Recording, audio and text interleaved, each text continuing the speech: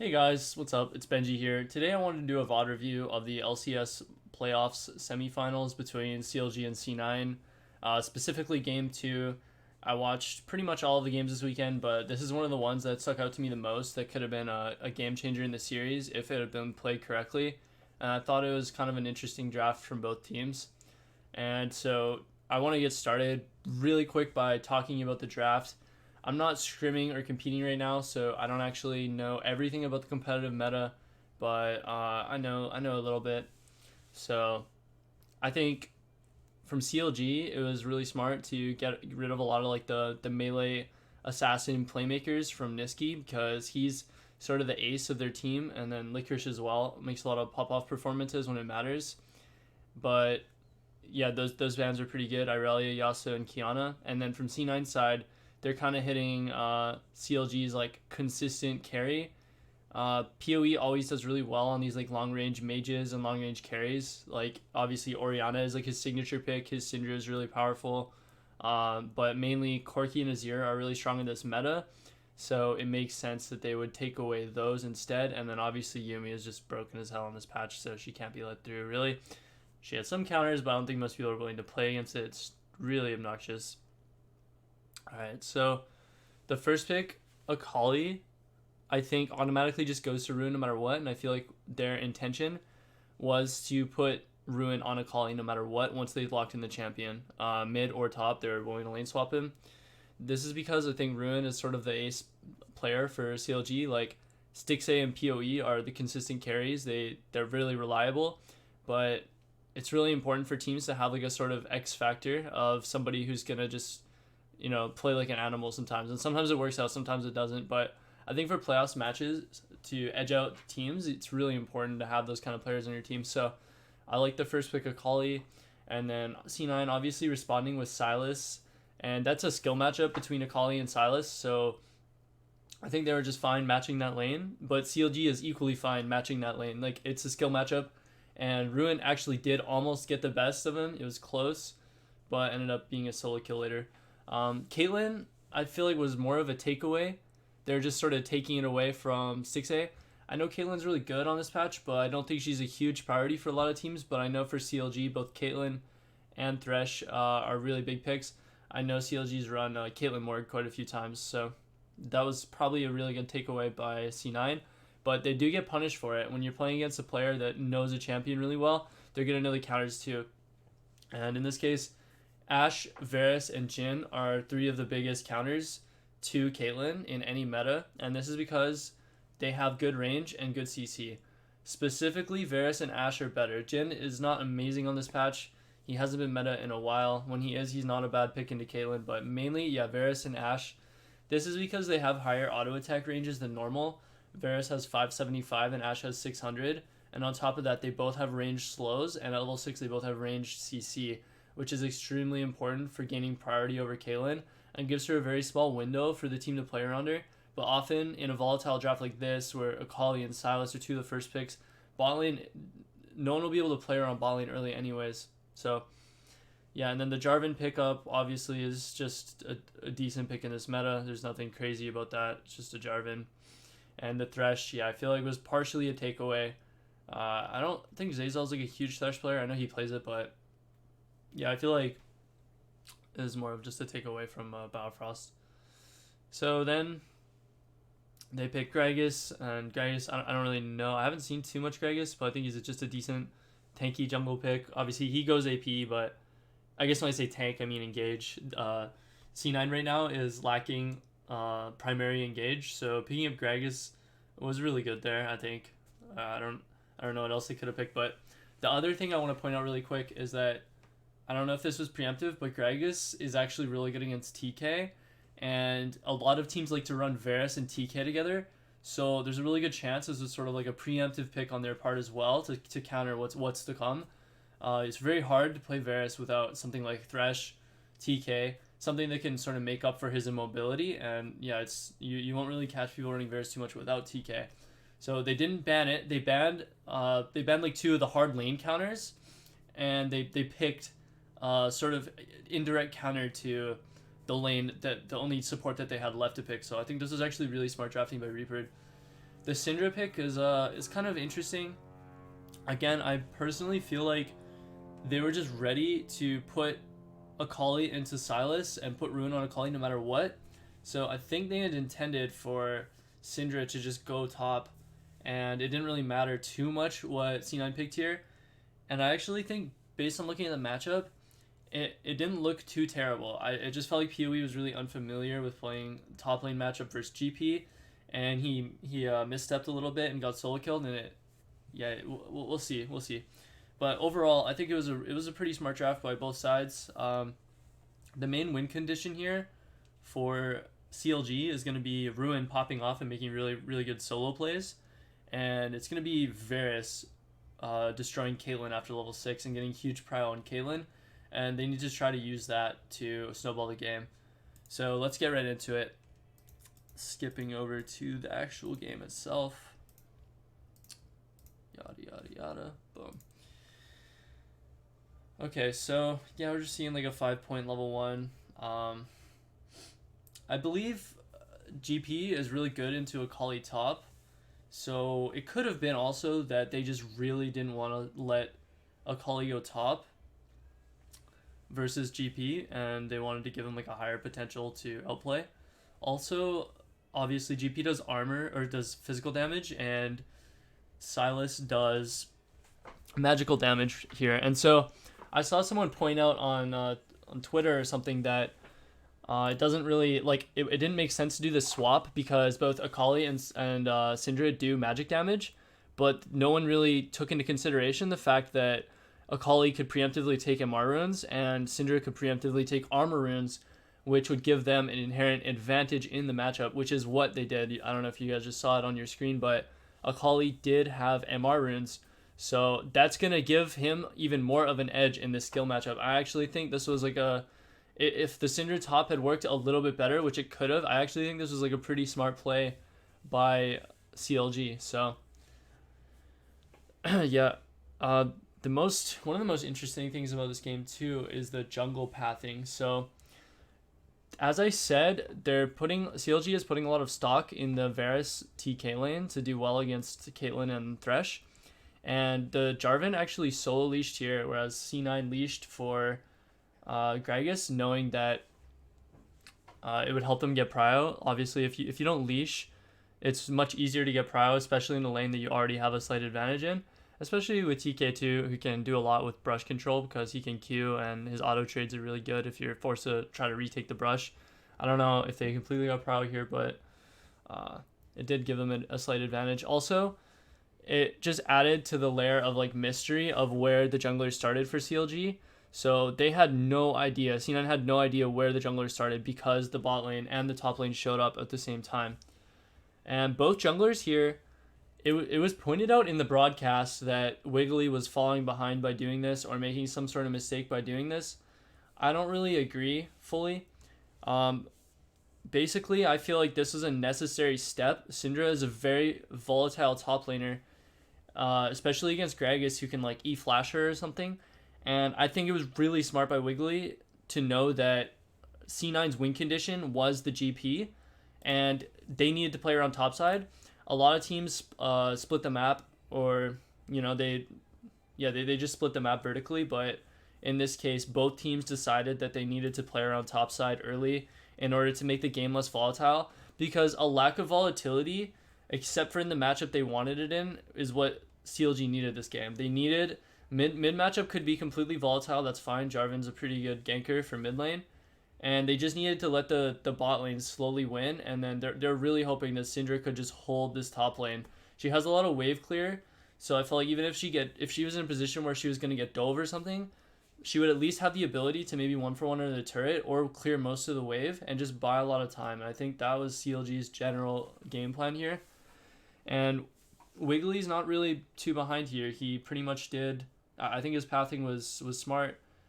They're both going to be even on camps here. Obviously, Gragas is going to get the top crab. I believe Wiggly ends up going and getting bot crab, but just covering for him early. And what he did, too, was he found Gragas. He found where Gragas was, and that is extremely, extremely important for his bot lane, for his bot lane to be allowed to push and do whatever they want as well. So he's covering the Syndra, who's the most volatile lane, and also by finding Gragas, he's telling his bot lane like, all right, you can do whatever you want now. This guy's not going to be on your side of the map until he goes back and does his wolves and his gromp, and by then I'm going to have the crab for you. So I actually think this is really well orchestrated by CLG early. I think they actually did the right thing here. It was really smart. And Jarvan actually does come out slightly ahead of this clear in a way. Not in terms of tempo, but he does take away Gragas' gromp. So, yeah, I think it was pretty good. Yeah, Gragas is slightly ahead in tempo because golems are worth so much more than the wolves and the gromp that you got. But, yeah, the big problem, I think, was that PoE basically took too much damage from... I guess GP just, like, spammed Q on him or something, and Syndra wasn't able to get any meaningful damage back. And as a result, he ends up getting solo killed, and this completely... No offense to PoE, but, like, he's obviously in a really tough situation to... You know, the burden is on him for the game plan to really work. But by dying solo in this lane, I feel like the game got severely negatively impacted. I think it would have still been fine because he was kind of their sack lane anyways. But this was just greedy. Like, he had no mana anyways. He really needed... Also, I'm pretty sure they spotted Gragas when Jarvan was doing Gromp. He had a great opportunity to just reset and TP topside, and I think it would have changed the game pretty drastically. So, yeah. As I said, mid lane is supposed to be the most volatile lane. They're really relying on Ruin to try and like outtrade Niski. I don't know what pro mid laners consider to be the favorable side of this matchup. I'm under the impression that it's like mostly a skill matchup. Akali ult is one of the strongest ults that Sylas can actually steal. So in terms of 1v1 pressure at level 6, it's like very high for both sides. But it looks like Sylas maybe had a slight advantage early. I'm not sure.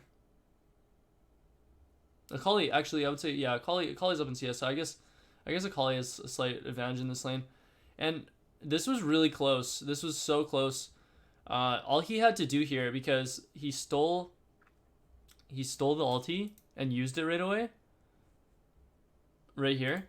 So, Akali ult will have a way higher... Sorry, Akali will have a way lower cooldown than Sylas stealing Akali's ult, because he's only going to be able to steal like Jarvan ult or go gank bot and get Varus ult or something like that. So in terms of 1v1, all Ruin actually had to do here to get complete prio and control over the game was not commit to the entire 1v1 under the tower and just ult back and clear the wave and push the wave.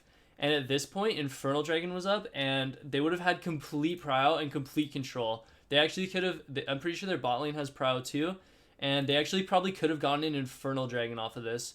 So the fact that they put all of the chips in terms of like the skill matchup into the Ruin basket and he sort of messed up in this manner, it was really huge for the state of the game.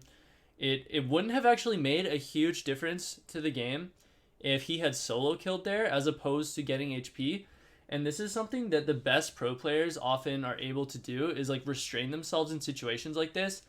And it's actually almost better if Sylas ends up staying and he's at 10% HP and they go to Dragon. He's going to be feeling really mentally pressured because he's losing this objective. But he's thinking in his head, maybe I can heal up. Maybe I can get a fruit and maybe I can still fight this or something. Or if he backs, whatever. Like, he's going to lose all that experience and he's going to lose Dragon probably anyways.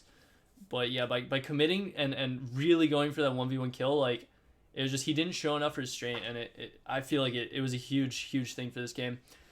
Varus is already like ACS. I don't know if he's really ACS up. Yeah, I'm pretty sure both waves have caught. But he's got a slight advantage, and Varus and TK have control over the wave. You know, they control which way the wave goes right now. They could stack a wave to dive. There's like endless possibilities for them if they're playing around bot. Also, one of the advantages of playing TK is that when you get prio from bot lane, you can do Dragon, but you can also pressure the Herald. So you can actually, if your top side isn't doing too poorly, you can use your TK ult to sort of pressure the Herald because you can rotate extremely quickly. So by their top side losing this hard, they pretty much lost access to all of these plays. And you're going to see later in the game, Varus is actually still doing work. Like, Varus is the only person in this game that's popping off. And it looks like if his team was slightly more even, then it would have just been a free win.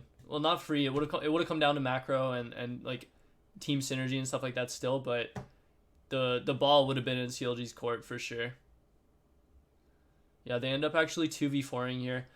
I know that Silas wasn't a part of the fight till the end, but this is at least like a 1-for-2 2v4. So imagine if the mid and top lane weren't already like getting pressured so hard 1v1. It would actually matter so much that Gragas ganked bot here. And yeah, I mean, if that 1v1 mid didn't happen, then I don't think Silas would have the first path to bot lane, and I think it could have been countered as well. Just overall, it's really, really tragic, I would say. Very, very tragic. So CLG's goal at this point, though, is still to play around bot lane. So they actually got Thresh's flash. I don't know if this is their goal, but I feel like it should be. Because they got Thresh's flash, he's just an easy pick for them. Killing the support in the AD is just as good almost, because usually if you kill the support, you're then able to redive the AD, and he's going to be alone under the tower. So he's going to lose all this experience and gold anyways. So I think that should be their goal, is to play around flash CDs. When you're playing Varus, you just have to time flashes really well. And yeah, I mean, that's what they're doing. They're doing that right now. You know, Jarvan, it was really smart for him to go mid, and obviously Silas is losing the matchup, so he helped push out, and now he's able to go bot lane. But this play, I don't think this play actually works out too well. Yeah, it was a little bit forced, unfortunately. I mean, at this point in the game, CLG is feeling like we've already lost, and there's nothing we can really do except make desperation plays and hope they work. You know, what's the point in a game where you're mid and your top got solo killed? What is the point of sitting there 0-0-0 and not making a single play and just waiting until they win the game? Because it's not like Silas and GP scale poorly either. They're really, really, really strong. And also, I mean, GP, they're both essentially counters to Varus, because Varus ult can get stolen and it's a massive ulti, and GP ult really counters immobile ADCs really hard if he gets strong early and gets like the wave upgrade and stuff. The GP ult can actually pretty much solo you as an AD once he's level 11, and you know, that combined with the barrels, it's gonna be really hard for him to actually carry the fight if the game's not even. So going for a play like this, I actually respect, even though it ended up looking terrible. I think it could have been executed better. Akali didn't come, for example. Maybe they should have waited for her, but like, I get what they're going for. And yeah, this top lane matchup is just, it's not like it's terrible actually. I mean, PoE is up CS, but dying early is sort of, I feel like, what allowed Gangplank to buy the early Merc treads, and buying an early Merc treads for Syndra is pretty rough for her, because it's all of her kill pressure is sort of based around her stun, and even her slow being reduced is really, really sad.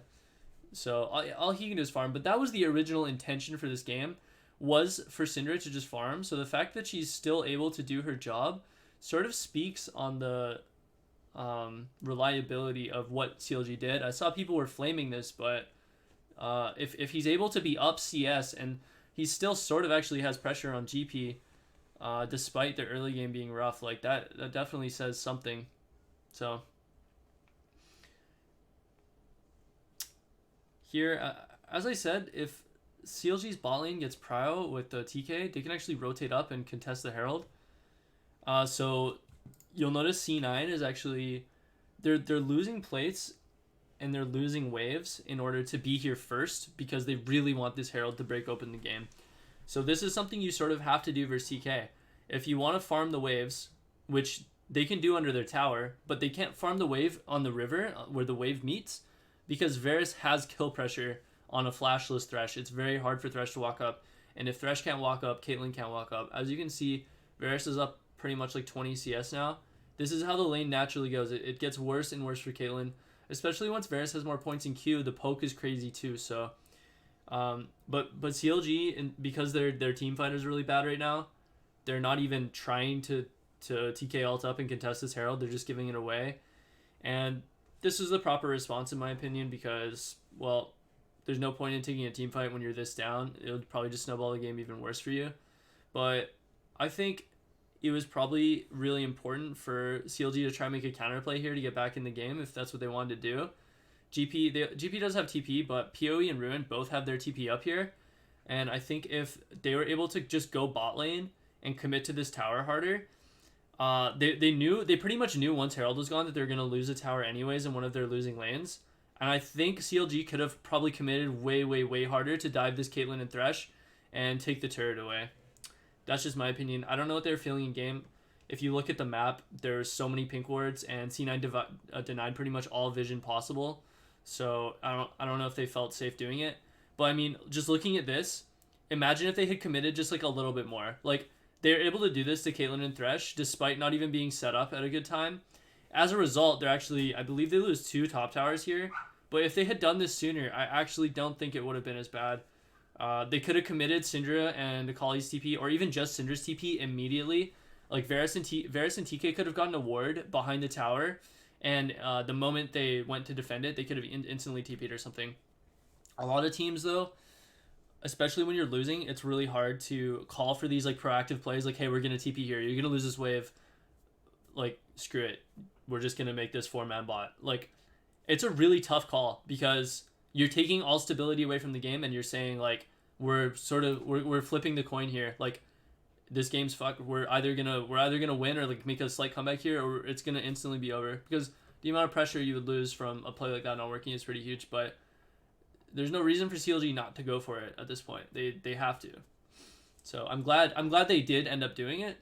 And it does speak on just the matchup once again of bot lane. You know, they always had the pressure to do this.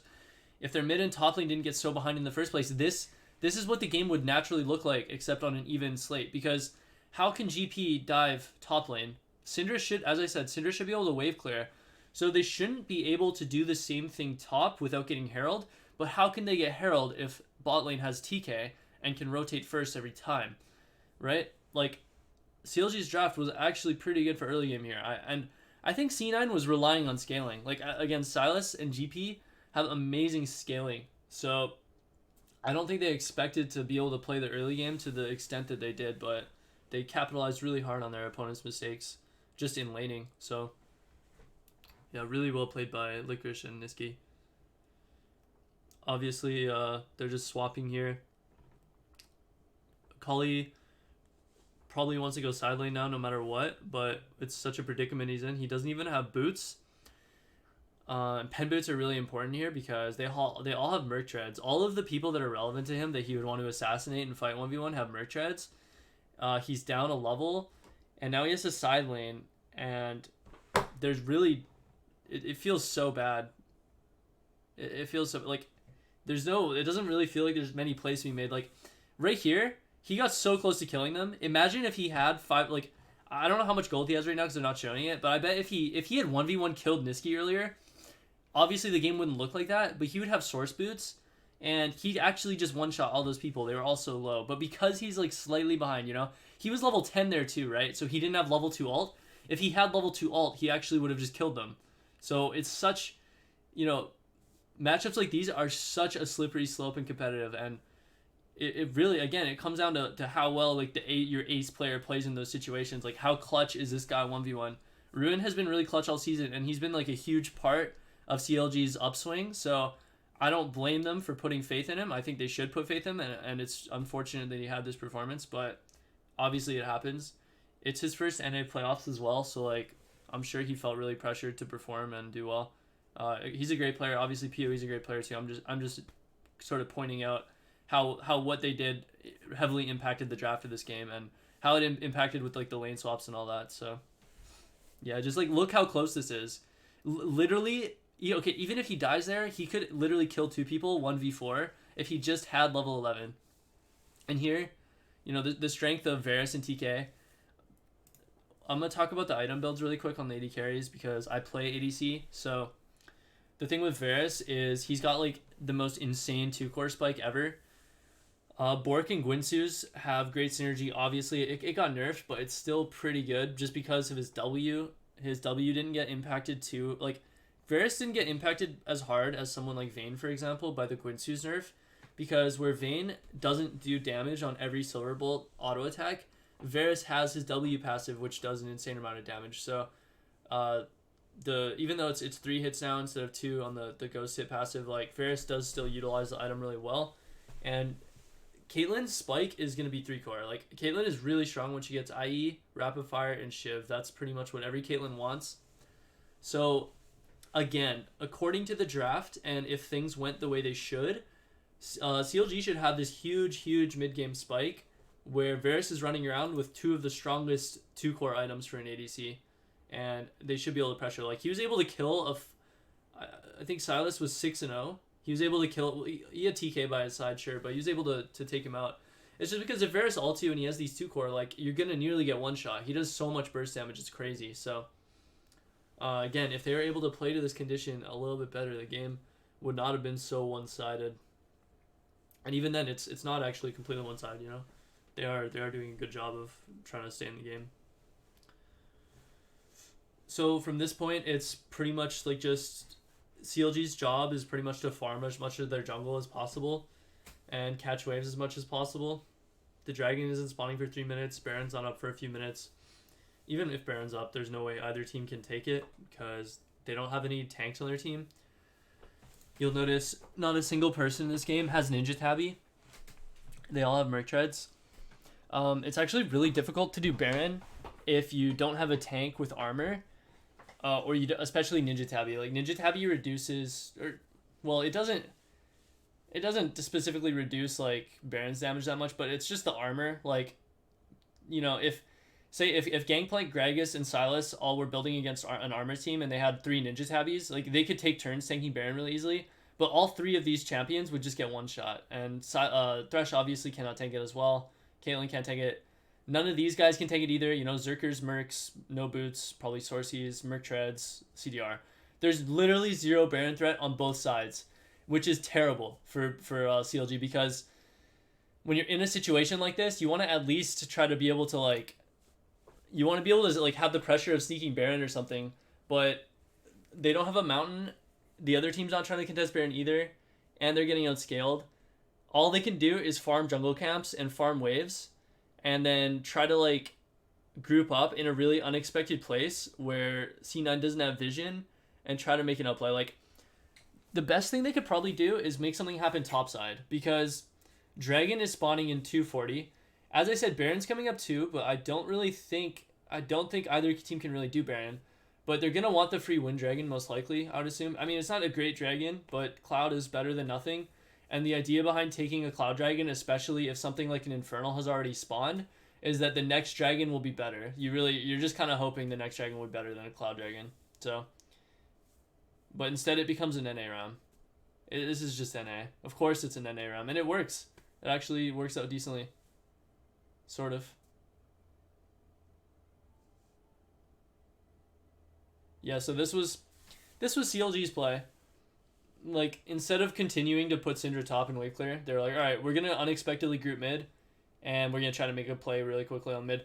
They really don't want to make the mid tower. I guess C9's goal ultimately is to get the mid tower, so if CLG is able to deny that for as long as possible, it's really important. Mid tower is the most important objective in the entire game. It really feels like once mid tower falls, that's when the rest of the game sort of falls. There's always something cheesy that you can do while your mid tower is still up, because you're always going to have that vision line that they can't get past. Mainly here, like by the Wolf Pit and in the Raptor Pit. Once these two areas become contestable by the other team, you start losing access to, like, your jungle camps even, which really blows. If you're not able to farm your jungle camps in a game like this, and the other team is able to come in and, like, scoop them on their carries, you get so behind so fast. It really feels like you're getting choked out at that point. So yeah, keeping this mid tower up is good. And yeah, it looks like an NA round, but it kind of makes sense that CLG wanted to do something unexpected, just show up here. They have Jarvan ult and they have Varus ult, so they're probably thinking, like, yeah, we can really force here.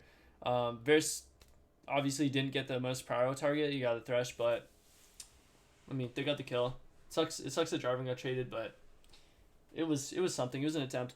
So here I really think CLG needs to make something happen deep on the top side. Again, C9's going to go for this dragon. I don't know if it's possible for them, but they do have, like, TK ult up. So, like, they could literally squat up. Jarvan and TK could literally squat up, and Syndra can push out top all the way. These three can contest this mid wave easily, right? They can just clear it together. C9's going to go dragon. And then I think Syndra should just, like, keep pushing top here. And I don't know if she needs a reset. She probably has a lot of gold in the bank. Maybe Akali can push top too. That's fine. That's fine if Syndra wants to reset. Syndra has TP. But yeah, they need to push top, and they should be committing way harder to this top tower, in my opinion. GP has ult, so I don't know if it would work out in the end, but even if they're not getting the tower, right? Even if they go top and they burn Gangplank's ulti and they set up vision, that's fine. That's something that you're normally not going to get by doing nothing. Burning GP ult is huge. It's a huge team fight thing. If you can burn GP's ult and then force a fight on this side of the map where C9 doesn't have any vision, it might be the only possible way that you can make a comeback here. C9 sort of knows this, so they're not even committing Sven to the dragon. They're just letting the carries solo it, which is really smart. But yeah, I don't know. Maybe CLG felt like in game that there was no way they could do that with Gragas and Thresh standing there, but I feel like some sort of commitment was necessary here. Even if Gragas is not on the dragon, you know to an extent that they're taking the dragon. Again, it's just an obvious objective. And the Infernal Dragon is actually next to spawn, which is what I was saying. It's not that teams don't desperately want like a 30-minute Ocean Dragon or like a 20-minute Ocean or like a 20-minute Cloud Dragon. They're always sort of hoping that the next one will be like a Mountain or a Fire, pretty much. Ocean and Cloud are nice. They feel good, but they don't like secure you the win in the same manner that an Infernal or a Mountain Dragon does. So it's just about getting it off the map quickly when you're snowballing. And when you're playing in this manner, there's no need to take any risks. So by killing the Cloud Dragon, they force the Infernal Dragon to spawn, right? So now if C9 just plays a really risk-averse playstyle and is just making absolute sure that they're able to be strong enough to contest or take the Fire Dragon for free again, it's going to be a free win. As soon as you get 2 fires, like, there's no way the enemy team can teamfight you, especially with like a GP Silas Caitlyn. You just do too much damage. So also their engager is also building raw damage stats as well, which makes it just that much better. You know, Gragas is building like a Zanya's and a AP jungle item. He's also probably gonna get like a Oblivion Orb or like a Morello's maybe. So that's like an insane amount of damage from everyone on C9. So they're just in a lull right now, and yeah, instead of doing something proactive, they're just waiting for C9 to try and make a mistake, which is understandable, because sometimes, you know, if you just keep farming your jungle camps and trying to stay even in like CS and experience, you know, Varus does have a 40 CS advantage on Caitlyn. He does have a 1 core advantage on Caitlyn. If I was the ADC for CLG, I'm probably thinking and like telling my team like, okay, I can carry this. Just let me get 1 more item or something, and then I'll be able to win the game for us. Because, well, I don't know if I'd fully believe that. I don't know if I'd like genuinely believe that, but that might be what I would tell my team. You know, just to make them feel better, give them morale boost. Be like, yeah, I'm 3K gold up on Kate's items. Like, maybe we can just cop the dub. Don't do anything too crazy. But the thing is, they're not gonna win by not doing anything too crazy. This game is the thing. Yeah. So.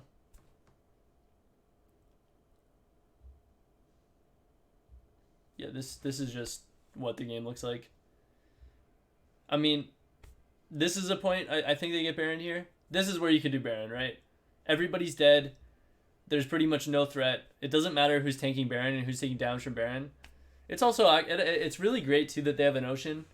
Ocean doesn't really feel that amazing a lot of the time, but when you're trying to do Baron and you don't have any armor on your team, it feels pretty nice, because like when you go to it, everyone is just like full. Like, they healed up after that team fight on the way to Baron. They healed up so much. So, yeah, there's just 0 risk. 3 people are dead, or were dead. Of course, there's 0 risk. There's no way anything could go wrong here for C9. Unless... Kappa. Okay, well, that didn't need to happen. It did not need to happen. Silas and Thresh somehow died. Thresh doesn't do damage to Baron, so he could go around in Lantern. And Silas can hop over walls. So for both those 2 champions to die is pretty XD. But whatever. At this point, I mean, the game is completely doomed.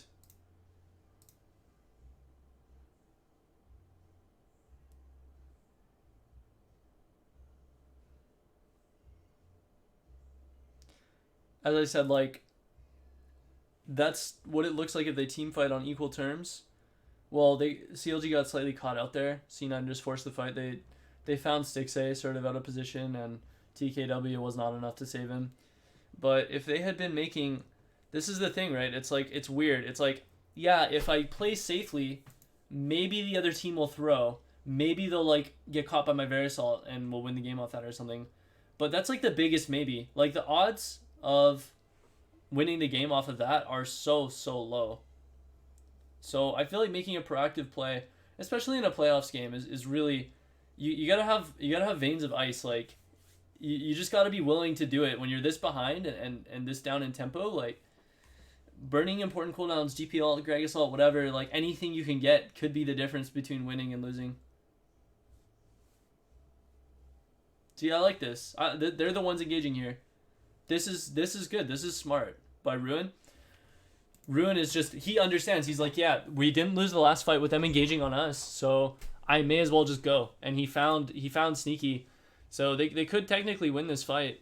I'm not sure who ends up getting the dragon here, but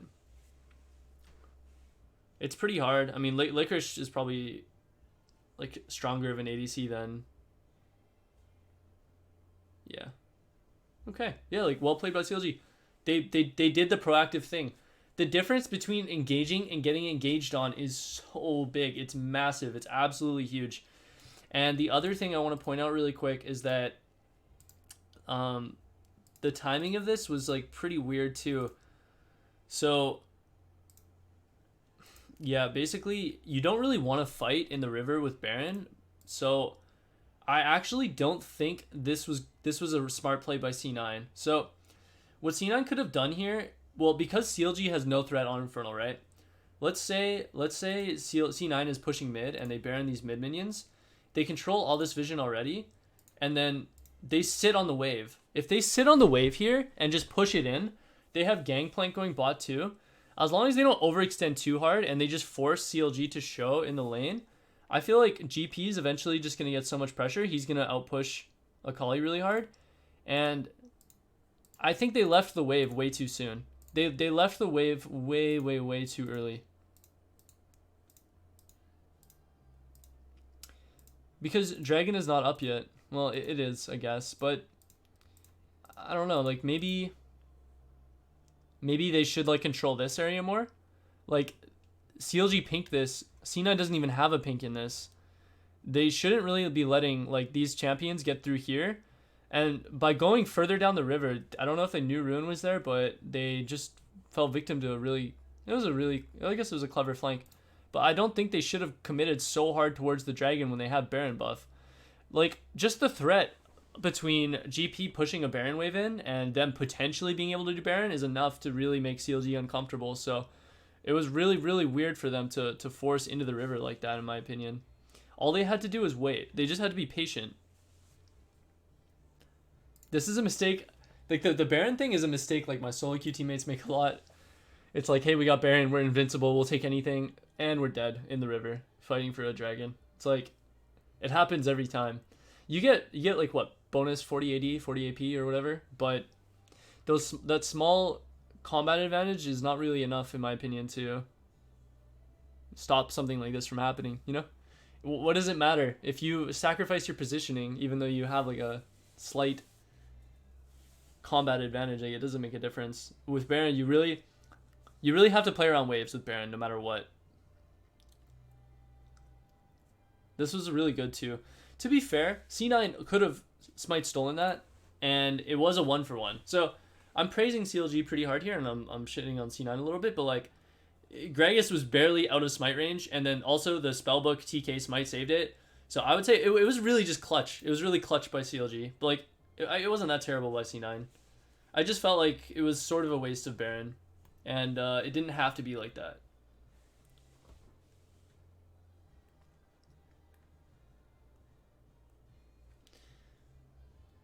Here, Caitlyn actually buys Hex Drinker instead of QSS. Maybe it's probably better here actually, because he's not falling victim to Verisalts or anything like that. He's only been falling victim to Akali, and he's worried about Syndra damage too. I would say though, like, you want to QSS if you're gonna be the main source of siege on a tower, so that you can walk up ahead of the tower and not get Verisalted or Syndra stunned. But I think they're probably relying on Gangplank winning the side lane so hard that Sneaky just needs to stay alive. So the Hex Drinker makes sense. I'm not gonna lie, I hate the GA that 6A bought. I think at this point he knew the game was over, so he was like, whatever, I'll just buy whatever I can afford. But GA is such a bad item here, it's insane. GA is terrible versus Caitlyn. She can just trap on top of your GA, and GA is usually a terrible item for ADCs as well in general, because you don't do damage when you're reviving, and when you revive, you only have like half HP anyways, and your base HP is very low. The only time GA is good is when you're like, your team is like sort of winning fights, but you keep dying, and because of that, your team's not able to like take a tower or do Baron after the fight's over. So you buy GA as like this one-time token to like actually get an objective after a team fight. I know the game was probably over here, and it looked like they played that situation like they didn't care about the game anymore and just wanted to go next. Understandably, BO5s are very long and taxing, but I think an IE would have been a million times better here. And yeah, I just think they didn't have the patience here to wait for IE, because IE is a huge purchase. As I said, Gwynsus and Bork have really insane synergy, right? They're really strong together, but it always gives you a mid-game trough because your Runans has no other crit to scale off of. So your 4-core will be strong, but your 3-core will be kind of abysmal. Runans does a good job of tying the Bork and the Gwynsus together into your next items, because you AoE the on hits, so it feels decent, but you're not gonna be like Caitlyn's status until you get that 4-core. But these fights are so close. Part of me feels like after they got the fire, they could have won, and if CLG had just been a little bit more patient, maybe GP would have still just 1v9 them. But maybe if Varus had an IE and they were able to fight under slightly better circumstances, it might have been winnable. I don't know. Hard to say. Probably not. I'm gonna say probably not. But yeah. So that pretty much sums up this game. Like, CLG, I think they actually went in with a lot of depth, a lot of strategy. I think their draft was interesting. I think C9's draft was very interesting as well. Again, I don't underrate how good Gragas ends up being into TK. He completely takes away all of the safety net of TK, because he can just ulti both the ADC and the TK together, and displacement is very good against TK. Like Lee Sin, Thresh is pretty good. You'll notice people play Pyke into TK. Like, all of these are really, really good picks because they just displace. Obviously, Pyke is also good versus TK because of the Grey Health thing, but another big thing is the displacement. So, yeah, I thought it was a really interesting draft from both sides. I thought it was an interesting game, and it was very, very winnable from both sides. A lot of it came down to Niski versus Ruin in the mid matchup, and people are saying Niski shit on Ruin or whatever, but, like, Ruin was winning the matchup so hard. He completely threw. The game would have been so hard for C9 to play had Ruin not gone for that second portion of his ult under the tower. So that's just playoff matches, man. That's LCS matches in general, competitive matches. Like, things are decided, just barely. Like, the smallest little things become the biggest things. And yes, CLG wasn't able to play to their win condition as a result, and they ended up losing. But it was a good series. And again, I think all these players are really good. I'm not trying to shit on Ruin, PoE, anybody. I'm merely pointing out what happened. They all had really, really good plays in this series as well, and they had really good games. And yeah, both sides are really strong, have really strong players. So yeah, I'll be looking forward to see how C9 does in the finals. I think it's their first finals since, I guess they were in finals last summer too. But yeah, it'll be interesting. All right, thank you guys so much for watching. I don't know how many of these I'm going to do in the future, but I just really wanted to review this game.